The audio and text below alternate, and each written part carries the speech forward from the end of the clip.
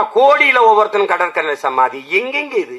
இதுல பத்தாக்குறைக்கு பேனா வேற வைக்கிறேன்ட்டு இதெல்லாம் வந்து கொடுமை. இது கார் ரேஸ் கொழுப்படுத்து கார்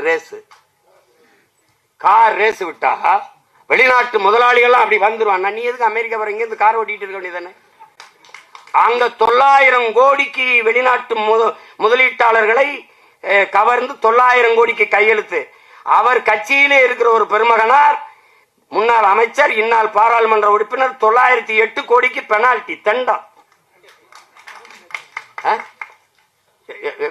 சுந்தரி ரந்தரி நிரந்தரின்னு வாடிட்டு 908 கோடி தண்டம். ஏப்பா அந்த காசு அவன்கிட்ட இருந்துட்டு போகுது, இந்த காசை வச்சு தொழில தொடங்கப்பா. எங்கள்ல ஒரு முதலாளி கார் ரேசி ஓட்டுறவன் யாரு, அவன் யாருன்னே தெரியாது. என் பிள்ளைகளுக்கு சைக்கிள் பந்தயம் வச்சா கூட என் பிள்ளைய ஓட்டும்.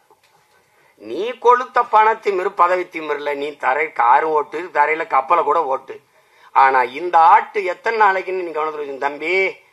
இங்க பாரு தம்பி, உலகத்துல மிகப்பெரிய ராஜ்யங்கள்லாம் சரிஞ்சு விழுந்திருக்கு. கோட்டையே விழுந்திருக்குது, குப்பமேடு. ஒரு காத்து வந்தா எங்க பறந்து எங்க போகும் தெரியாது. இதெல்லாம் அங்க ஆயிரக்கணக்கான குடிசை இருக்கு, ஆப்போசிட்ல அதுக்கு எழுத்த மாதிரி குடிசை இருக்கு. அதுக்கு பேர் என்ன, ஏதோ பெரிய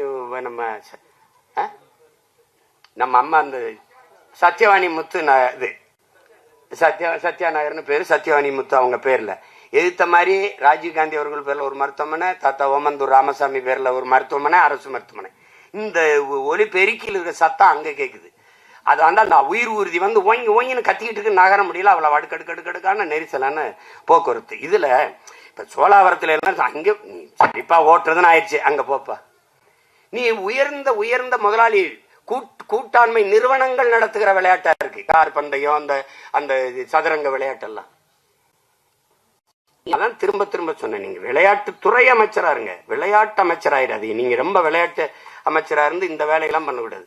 எல்லாரும் சொல்றோம், இவ்வளவு சத்தம் போடுறோம், அதையும் மீறி நீங்க நடத்துறீங்க. நடத்துங்க. அதாவது அநீதி அக்கிரமம் பெருகும் போதுதானே ஒரு புதிய ஒன்று தோன்றும். இது ஒன்றும் பண்ண முடியாது. இது இப்போதைக்கு நமக்கு இருக்கிற மிகப்பெரிய பொறுப்பும் கடமையும் இங்கே பல்வேறு அமைப்புகளை சேர்ந்த பெருமக்கள்.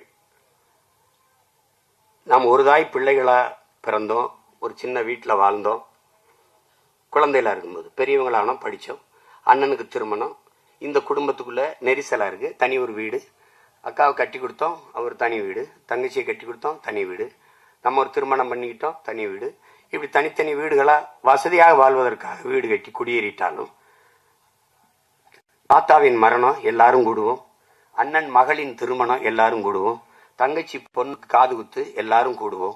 அப்படி ஒரு குடும்பத்தில் பொது நிகழ்வு என்று எல்லோரும் கூடும்போது, நம் இனத்தின் பொது சிக்கல் என்று வரும்போது, இங்கே தனித்தனி வீட்டில் இருப்பது போல தனித்தனி இயக்கங்களா இருந்தாலும் ஒரே நோக்கத்துக்காக ஒன்றிணையும் போதுதான் தமிழ் தேசிய அரசியல் வலிமை பெற முடியும், விடுதலை பெற முடியும் என்பதை அறிவார்ந்த தமிழ் சமூக மக்கள் புரிந்து கொள்ளணும். இங்கே தமிழரசன் என்பது தனி மனிதன் அல்ல, அது ஒரு இனத்தின் வரலாறு, எழுச்சியின் பெருங்குறியீடு. அன்னைக்கு பேச தயங்கினார்கள். அந்த காலகட்டத்தில் ஐயா தமிழ்நயன் வந்திருக்காங்க, என்னுடைய அண்ணன் புகழேந்தி வழக்கறிஞர் வந்திருக்கார்கள். அவர்கள் எல்லாம் தமிழரசனை பற்றி பேசி பேசி பேசி கொண்டு போனார்கள். தீவிரவாதி, பயங்கரவாதி என்று பழி சுமத்திய தலைவர் பிரபாகரனையே இந்த நாட்டில் தலைவர் என்று நிறுவிவிட்ட நாம் பெரியவர் தமிழரசனையும் தாத்தா கலியபெருமாளையும் கொண்டு போய் சேர்க்க முடியாதா என்ன? எளிதாக கொண்டு போடலாம். நீங்க ராஜீவ்காந்தி கொலையில் குற்றம் சாட்டப்பட்ட 7 பேர் விடுதலையை சாத்தியமா என்று கேட்டார்கள். அதற்கு பெரும்பங்காற்றிய என்னுடைய அண்ணன் தடா சந்திரசேகர் அவர்கள், இன்னும் மூத்தவர் இல்ல, அன்பிற்குரிய அண்ணன் புகழேந்தி அவர்கள் இருக்கிறார்கள். இங்க பல பேர் அரசியல் போராட்டத்தில் கலந்துகிட்ட என்னுடைய தம்பி கௌதம் போன்றவர்களாம் இருக்கிறார்கள். அந்த விடுதலையை சாத்தியப்படுத்த முடியாது என்றுதான் எல்லோரும் நினைத்துக் கொண்டிருந்தார்கள். இன்று சாத்தியப்பட்டு விட்டது. அதுபோல தமிழ் தேசியமெல்லாம் வெல்லுமா, இதெல்லாம் சாத்தியமா என்று எது ஒன்றும் சாத்தியத்திலிருந்து பிறப்பதில்லை. என் உடன் பிறந்தவர்களே, தேவையிலிருந்தான் பிறக்கிறது. இந்த அரசியல் கலியபெருமாள் தொடங்கி தமிழரசன் முன்னெடுத்து தலைவர் பிரபாகரன் பெருமெழுச்சியாக எடுத்து உலக நாடுகளை திரும்பி பார்க்க வைத்த தமிழ் தேசிய அரசியல் தேவையா தேவையில்லையா என்பதை என் உயிர் சொந்தங்களிடத்திலேயே நாங்கள் அந்த முடிவுக்கு விடுகிறோம். இங்கே தமிழ் தேசியம் என்றால் நீங்க ரொம்ப குழப்பிக்கிறாதிய, இது நாடு தமிழ்நாடு, தேசம் தமிழ் தேசம். இங்கு வாழ்கிற மக்களின் மொழி, கலை, இலக்கியம், பண்பாடு, அவர்களுடைய தொன்று தொட்ட வேளாண்மை, அவர்களுடைய நீர் உரிமை, நில உரிமை, காட்டு உரிமை, கனிம வளம், கடல் வளம், இவற்றை பாதுகாப்பது, பெண்ணிய உரிமை, தொழில் வளர்ச்சி, பொருளாதார மேம்பாடு, இதுக்கெல்லாம் ஒரு அரசியல் இருக்கிறது.